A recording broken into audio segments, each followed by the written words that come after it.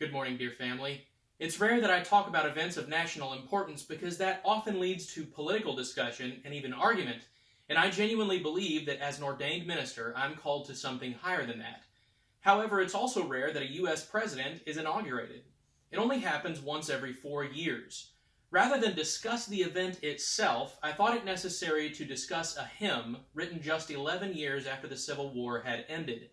This was a time when the United States was greatly in need of the power of the Holy Spirit to heal the souls of the nation.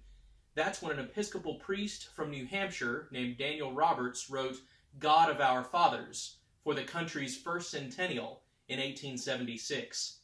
That hymn has been revised with inclusive language for the 1989 United Methodist hymnal, so its first line and title is now God of the Ages. It's interesting that only one stanza of Roberts' hymn refers to the United States specifically, yet not by name. Rather, the second stanza refers to this free land, which at the time was still very unique. After all, most of the rest of the world was still ruled by monarchies in some form or fashion, and in 1876 it would have been understood that this free land was the United States herself. The hymn was paired with a metrical tune, also written for the centennial, by George William Warren, which has since become known as National Hymn.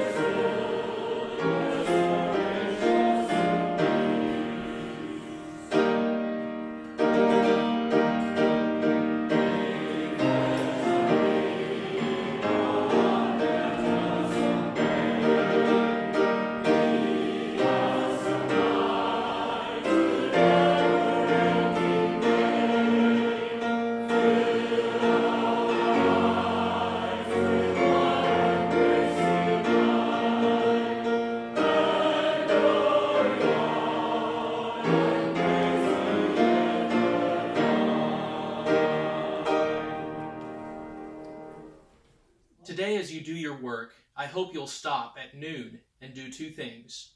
First, pray. Second, sing this hymn and allow its words to remind you that there is one God over all things, all people, and all nations. As always, dear family, remember to wear your mask and wash your hands.